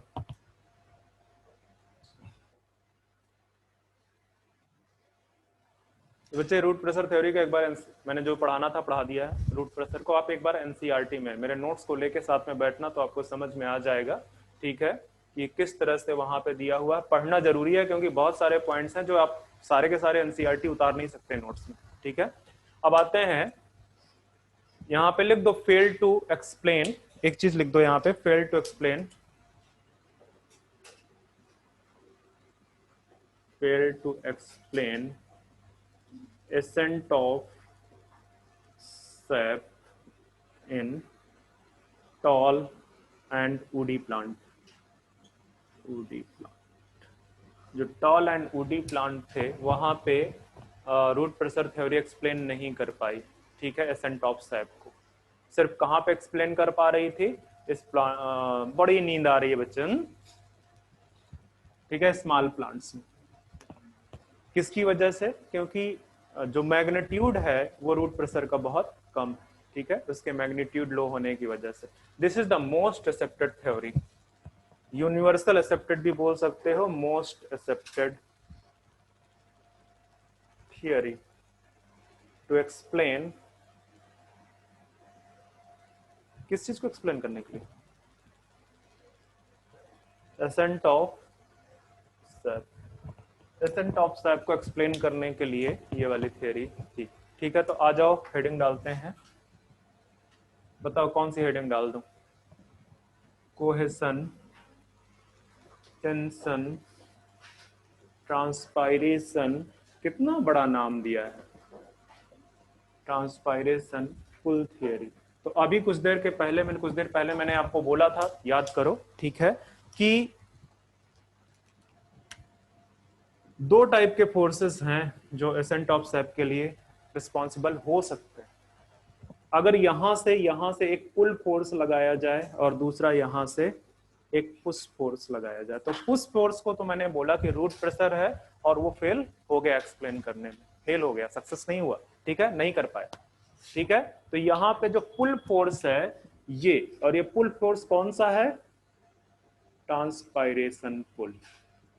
ये आपका ट्रांसपायरेशन पुल है, जो ये बोल रहा है कि बेसिकली जो एसेंट ऑफ सैप के लिए यहां से जो एसेंट ऑफ सैप हो रहा है, एसेंट ऑफ सैप के लिए जो रिस्पॉन्सिबल है वो ट्रांसपायरेशन पुल है, ठीक है। अब अकेले ट्रांसपायरेशन पुल ही जरूरत थोड़ी है, मैंने आपको बोला ना, जैसे यहां पे मैं इस तरह से बना दूं, ये आपका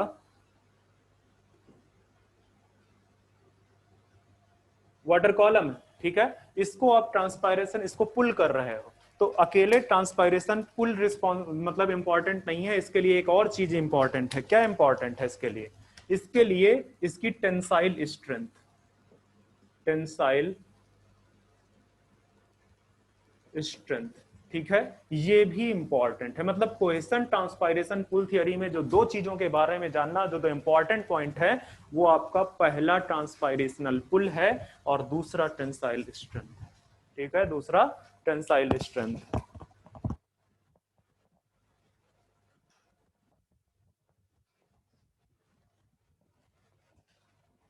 ये जो ट्रांसपायरेशनल पुल कोहेशन टेंशन ट्रांसपायरेशनल पुल थियरी है, इट वाज गिवन बाय, बताओ, डिक्सन एंड जॉली, ठीक है, डिक्सन एंड जॉली ने दिया था इसको, एंड कर दो यहाँ पे, डिक्सन एंड जॉली। इन्होंने कोहेशन टेंशन ट्रांसपायरेशन पुल थियरी दी। इन्होंने ये बोला कि जो वाटर कॉलम है, वाटर कॉलम को कौन पिक कर रहा है? ट्रांसपायरेशन पुल पिक कर रहा है।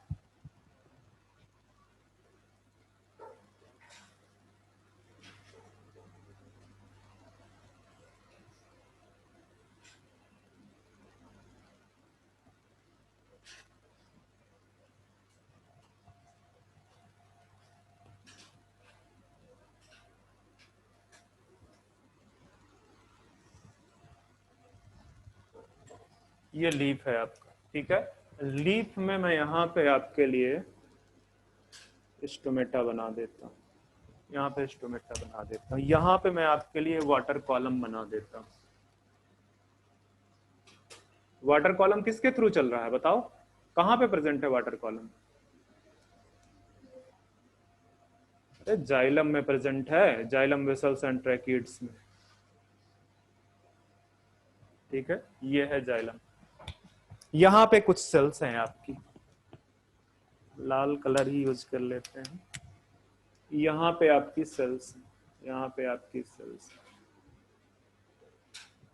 ठीक है, सेल्स। तो यहां से जो वाटर आ रहा है वो पूरा का पूरा इसके चारों तरफ इस तरह से पूरा चारों तरफ इसके प्रेजेंट होगा, ठीक है। ये पूरी एक सीथ प्रेजेंट होगी कि नहीं, पूरा जहां जहां आपकी मीजोफिल सेल्स हैं, क्योंकि ये जो वाटर कॉलम है पूरा फैला हुआ है, ठीक है। तो जो सेल्स आपकी दिख रही हैं उनके चारों तरफ आपको क्या दिखेगा, आपको वाटर कॉलम पूरा एक सीथ दिखेगी वाटर की, ठीक है। वाटर की एक कंटिन्यूअस सीथ दिखेगी, ठीक है, जो किससे कनेक्टेड है, वाटर कॉलम से कनेक्टेड है। आप इस तरह से बना सकते हो, ठीक है, वाटर कॉलम से कनेक्टेड है। अब बाहर लाइट पड़ रही है, ठीक है, तो होगा क्या, ये थोड़ा सा टेम्परेचर अप हुआ, ये कन्वर्ट हो जाएगा, मतलब धीरे धीरे करके इवेपोरेशन स्टार्ट होगा। और ये जो रीजन मैंने खाली छोड़ा है, एक्चुअली ये खाली क्यों छोड़ा है कि क्योंकि ये क्या है, सब स्टोमेटल कैविटी।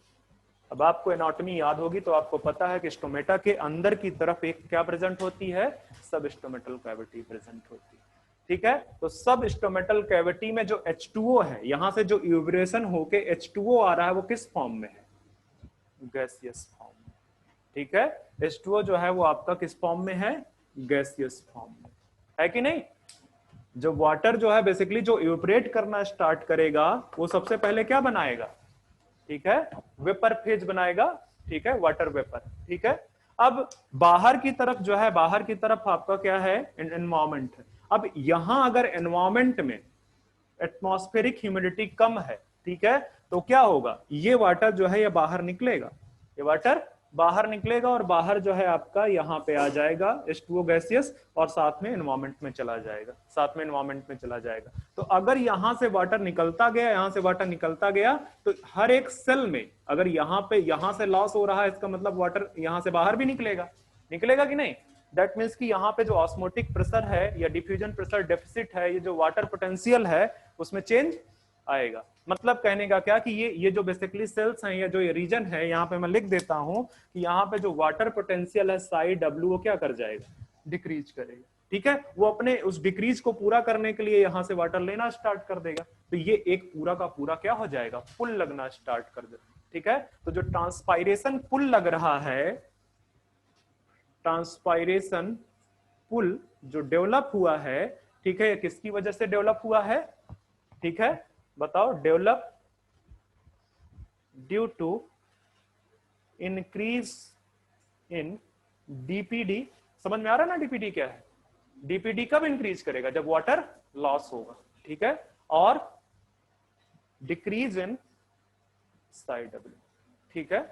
तो समझ में आया कि यहाँ जो बेसिकली जो है डीपीडी और उसका जो है क्या कहते हैं, डीपीडी इंक्रीज हो रहा है, साई डब्ल्यू डिक्रीज हो रहा है, उसकी वजह से ये बेसिकली वाटर कॉलम पे एक पुल फोर्स लगा रहा है, एक पुल फोर्स लगा रहा है, ठीक है, जो कि बेसिकली वाटर को अपनी तरफ अट्रैक्ट कर रहा है, अपनी तरफ खींच रहा है, ठीक है। इसी दौरान जो है आपको अदर फोर्सेस के बारे में बात करनी पड़ेगी।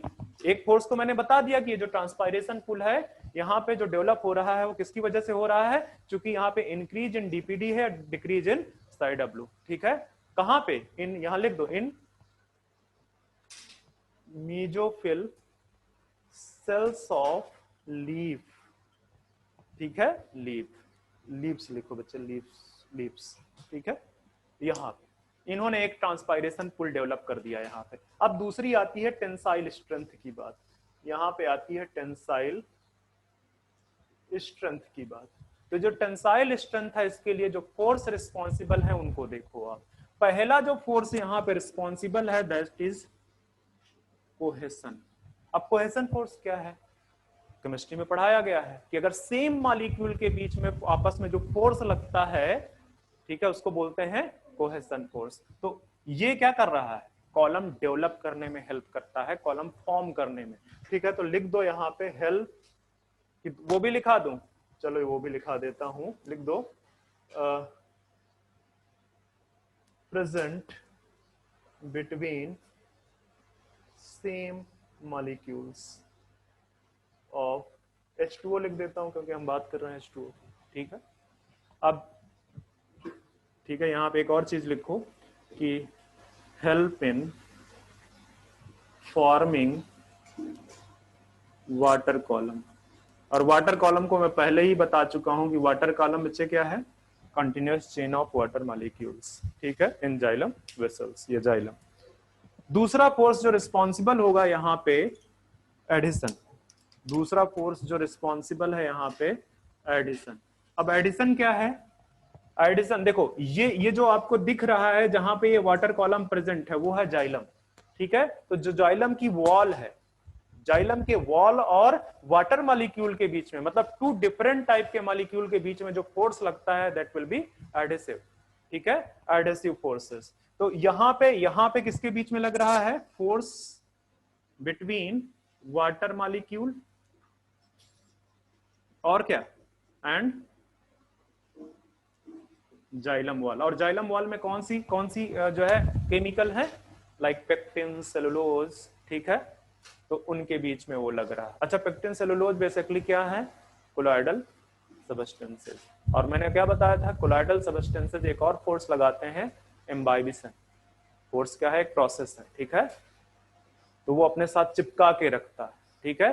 तो ये जो एडेसिव फोर्सेस हैं, दीज एडेसिव फोर्स मेंटेन करते हैं, help to maintain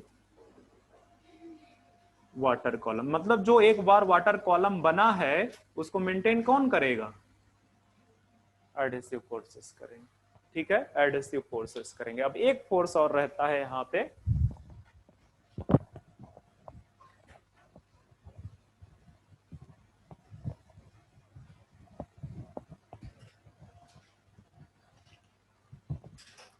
surface tension है वो,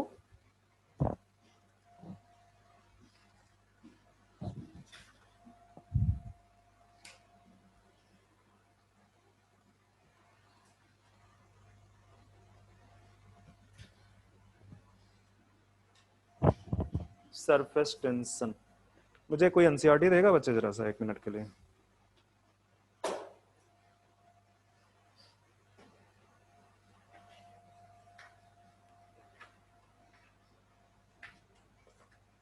यहाँ पे लिख दो पहले, मेरे पास स्पेस नहीं है, मैं ऊपर लिख देता हूँ, सरफेस टेंशन,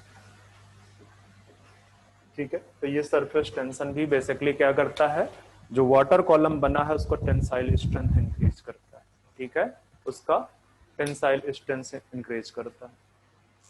आपको पता है, आप ना वाटर, ये सपोज करो ये वाटर, यहाँ पे ना कुछ ऑयल की ड्रॉप डाल दो, वो क्या करेंगे, मिलना स्टार्ट कर देंगे, ठीक है। वो किसकी वजह से होता है, सरफेस टेंशन की वजह से, ठीक है। तो उसमें भी बेसिकली उसमें वो सरफेस टेंशन हेल्प करता है आपका। टेम्परेचर जब आप इंक्रीज करते हो तो सरफेस टेंशन पे क्या फर्क पड़ता है, इंक्रीज होता है, डिक्रीज होता है, सही है। तो ये हो गया ट्रांसपायरेशन पुल का। मैं एक और चीज वहां पे, जहां आपने ट्रांसपायरेशन पुल लिख रखा हुआ है वहां पे एक और चीज लिख दो बच्चे। मुझे एक बार एनसीईआरटी चाहिए, कुछ एक पॉइंट्स मुझे लिखाने हैं, किसी के पास एनसीईआरटी?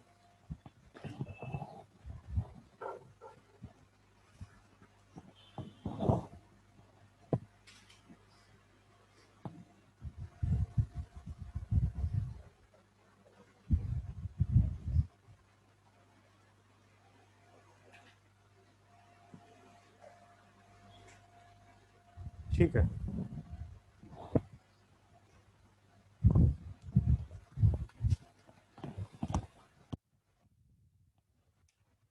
ये जो तीनों फोर्स मैंने लिखाए हैं किस चीज के लिए रिस्पॉन्सिबल है बच्चे, टेंसाइल स्ट्रेंथ के लिए। तो एक बार क्वेश्चन पूछा गया नीट में, देखना अभी 2-3 साल में, ठीक है, कि कौन कौन से जो फोर्सेज हैं वो बेसिकली टेंसाइल स्ट्रेंथ को इंक्रीज करते हैं। तो tensile strength and capillarity. Capillarity क्या है, तो जो पतली सी कॉलम है उसमें वाटर का अपवर्ड मूवमेंट करना, उसको क्या बोलते हैं, कैपिलरिटी, ठीक है। तो मुझे जितना बताना था इसके बारे में वो सारी चीजें मैं बता चुका हूँ।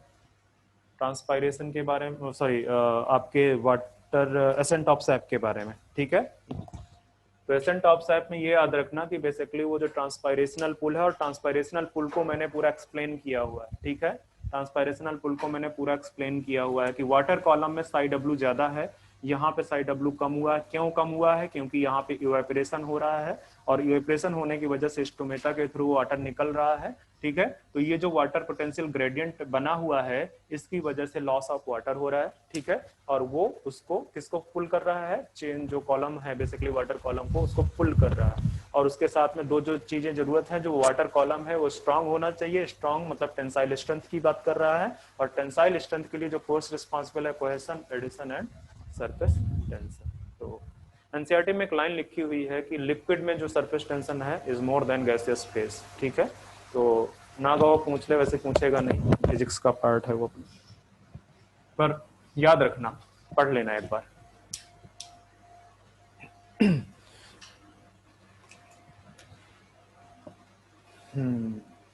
टाइम कितना है हमारे पास? 12:55, और हमने एक पार्ट खत्म कर लिया लॉन्ग डिस्टेंस ट्रांसपोर्ट में। कौन सा? Water movement.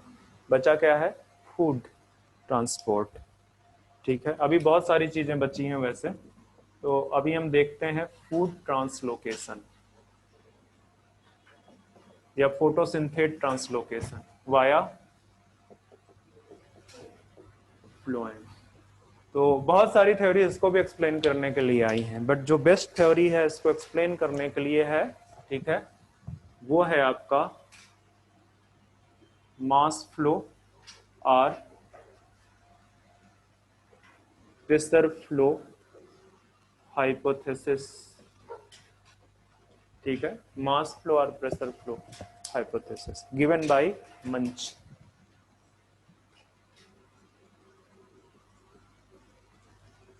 अगर ईयर लिखा हो आपके एनसीईआरटी में तो जरूर लिख लेना, मैं छोड़ दे रहा हूं।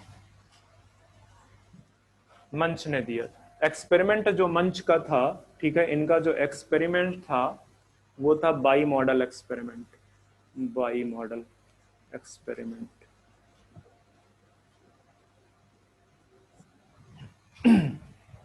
और इनके अकॉर्डिंग जो ट्रांसलोकेशन है फूड का या फोटोसिंथेट का, वो किसके थ्रू होता है? मास फ्लो के अकॉर्डिंग। एक चीज तो मैंने बता दिया था, मास फ्लो मतलब कहने का कि एक एक मीडियम चल रहा है, उसके साथ जो भी चीजें आई वो साथ में चलेगी। ठीक है, तो यहां पे आपको एक बहुत इंपॉर्टेंट चीज लिखनी है, जो कॉन्सेप्ट है हाई टर्गर प्रेशर से। ठीक है, movement of food, movement of फोटोसिंथेट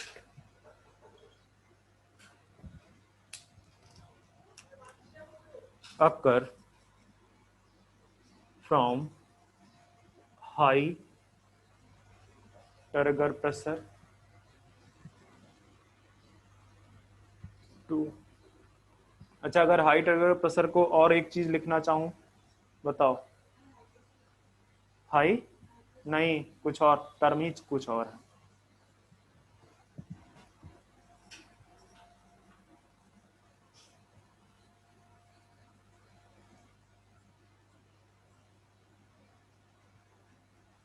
होगा कि नहीं है जो चीज लिखी है मैंने? टर्गर प्रेशर हाई होगा तो वाटर पोटेंशियल लो होगा। अरे टर्गर प्रेशर कब ज्यादा होता है? जब वाटर ज्यादा होता है, दैट मीन्स कि वाटर पोटेंशियल हाई होगा। अब इसमें जो फूड सिंथेट का जो बेसिकली फोटोसिंथेट का जो ट्रांसपोर्टेशन है वो कहां से कहां होगा? From source to sink. Source क्या है? ट्रांसमिटिंग सेंटर है। ठीक है, ट्रांसमिटिंग सेंटर है और वो रिसीविंग सेंटर। तो सोर्स जनरली क्या होते हैं? जनरली कौन से होंगे? जनरली लीव्स, बट ऐसा नहीं है, आपके स्टोरेज ऑर्गन भी हो सकते हैं। ठीक है, और storage organ of food such as roots. ठीक है, जैसे रूट्स आपके। ठीक है, तो इनको बोलेंगे सोर्स। और ये जो सिंक है, सिंक जहां पे ये बेसिकली क्या है? रिसीविंग सेंटर है। ठीक है, रिसीविंग सेंटर। कोई भी पार्ट जहां पे कंजम्पशन हो रहा है, जहां पे फूड का कंजम्पशन हो रहा है, ठीक है। और भी एक चीज बता दूं, बाई डायरेक्शनल, पहले लिखा चुका हूं सारी चीजें कि ये जो है ये बेसिकली क्या है, बाई डायरेक्शनल है। अब आते हैं mechanism of food translocation. Mechanism किस तरह से मैकेनिज्म डिस्कस की गई है इसकी। अच्छा एक मिनट देना जरा से, ये marker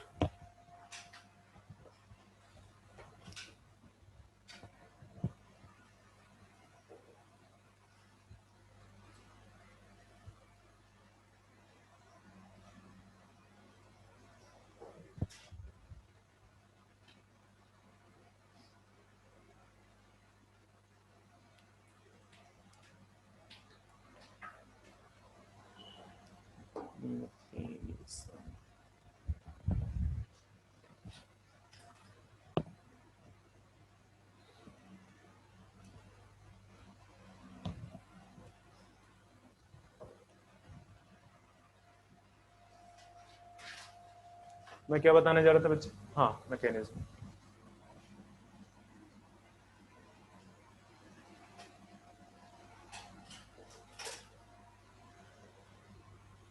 mechanism of food transport.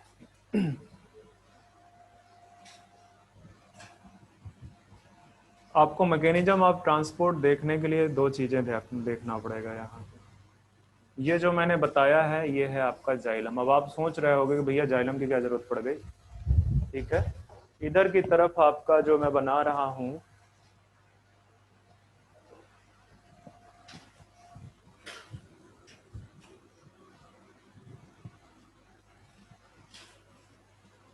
ये है सीव ट्यूब, ये सीव ट्यूब है, ठीक है।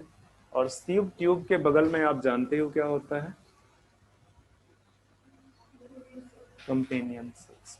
कंपेनियन सेल्स के साथ में क्या अटैच होंगे,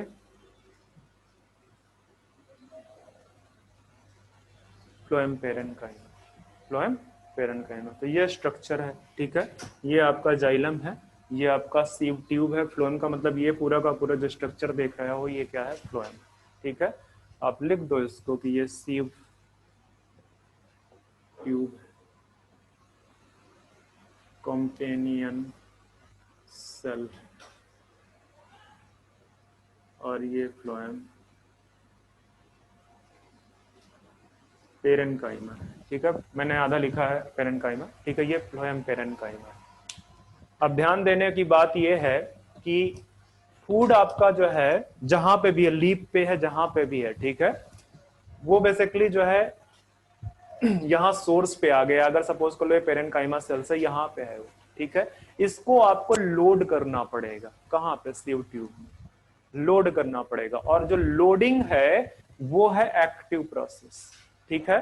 फ्लोएम में जो ये फूड ट्रांसपोर्ट हो रहा है इसका जो लोडिंग और अनलोडिंग वाला पार्ट है, ठीक है। दो प्रोसेस होंगी, मतलब जैसे कोई चीज को आपको एक जगह से दूसरी जगह ट्रांसपोर्ट करना है तो आप पहले इस सामान को क्या करोगे, किसी उसमें व्हीकल में आप उसको लोड करोगे, और इसके बाद जब पहुंच जाएगा तो उसको अनलोड करोगे। तो ये जो लोडिंग एंड अनलोडिंग वाला जो प्रोसेस है वो बेसिकली क्या है, वो एक्टिव प्रोसेस है। और जो ये बीच में जो प्रोसेस चलेगा वो कैसा प्रोसेस है, पैसिव प्रोसेस, ठीक है।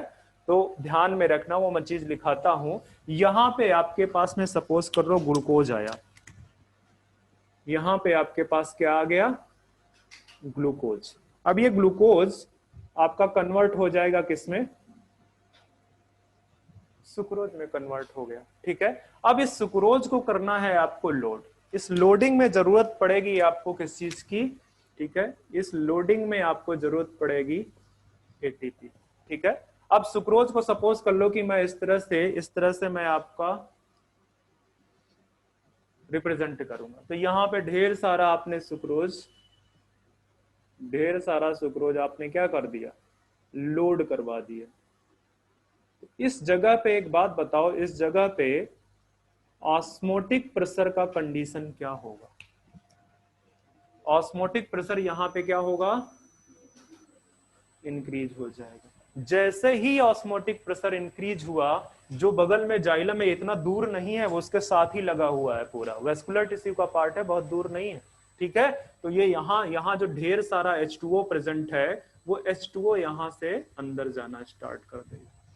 क्यों? क्योंकि यहाँ ऑस्मोटिक प्रेशर ज्यादा है, यहाँ पे ऑस्मोटिक प्रेशर कम, तो यहाँ से H2O माइग्रेट करना स्टार्ट कर गया, ठीक है, बाई डिफ्यूजन, ठीक है। अब क्या होगा कि यहाँ पे जो टर्गर प्रेशर है, यहाँ पे जो टर्गर प्रेशर है वो क्या हो जाएगा, इंक्रीज कर जाएगा, या आपसे मैं बोल दूं कि साई डब्ल्यू क्या हो जाएगा, इंक्रीज कर जाएगा। वाटर पोटेंशियल, वाटर इंक्रीज हो रहा है।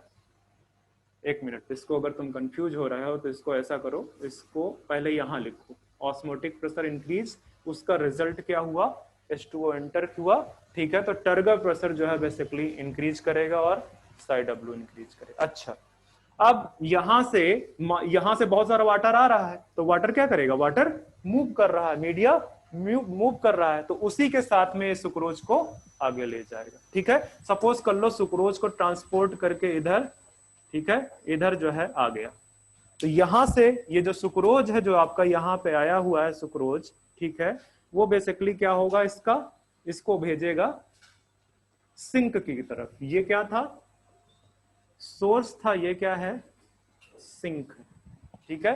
यहाँ पे भेजा और अनलोडिंग हो रही है, फिर से एनर्जी लगेगी, अनलोडिंग हो रही है, फिर से एनर्जी लगेगी। इसको थोड़ा सा और बढ़ा के लिख लेते हैं, यहाँ पे फिर से एटीपी लगेगा, ठीक है, यहाँ पे फिर से एटीपी लगेगा, ठीक है।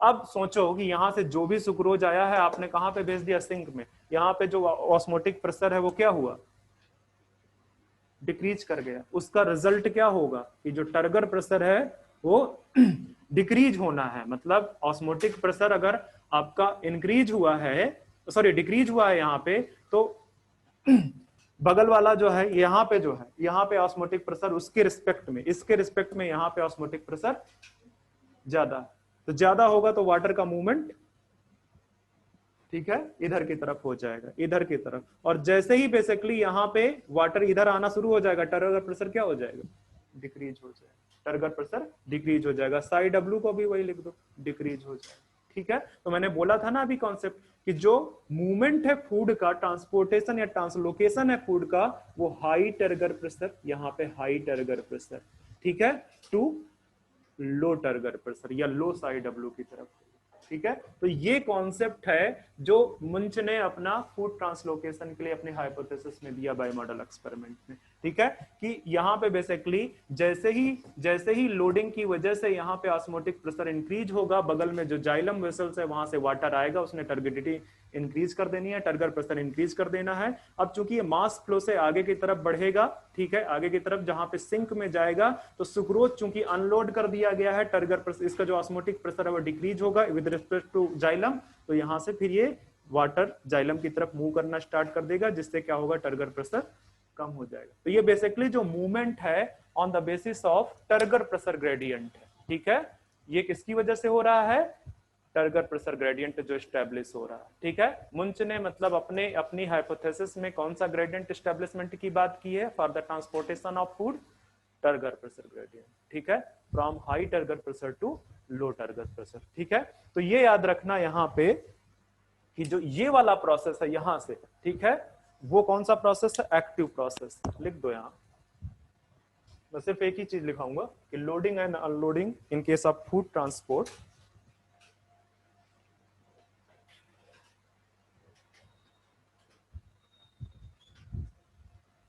in case of food transport, ये क्या है, एक्टिव प्रोसेस, ठीक है। बाकी जो मूवमेंट इन सीव ट्यूब, जो सीव ट्यूब में मूवमेंट है बाय मास फ्लो या बल्क फ्लो, ये क्या कौन सी प्रोसेस है, पैसिव प्रोसेस है। कहां से कहां होती है, high turgor pressure to low turgor pressure, ठीक है। तो ये आपका फूड ट्रांसपोर्ट का मैकेनिज्म हो गया टाइम, ये आपका फूड ट्रांसपोर्ट हो गया है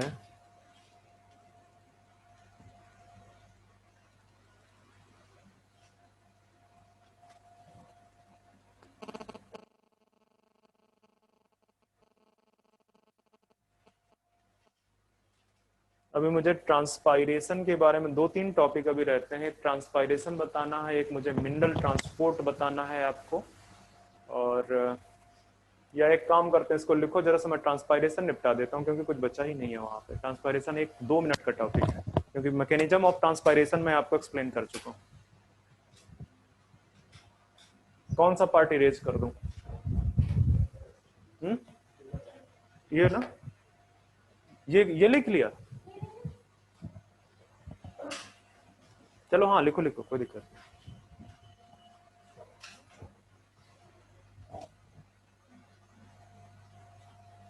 या ऐसा करते हैं,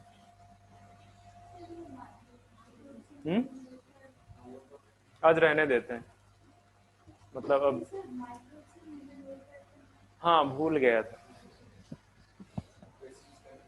हाँ एसएमएस कर देना मुझे। कुछ और बताने जा रहा था। एक क्वेश्चन मैंने बच्चे तुमसे डिस्कस किया था नन्हे,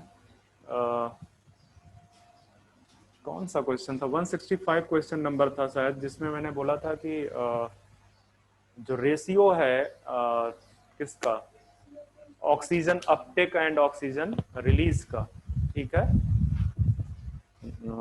during day time, day hours में, उसमें 1:1 रेशियो नहीं है, वो एक फैक्ट है, 10:1 रेशियो है वहां पे।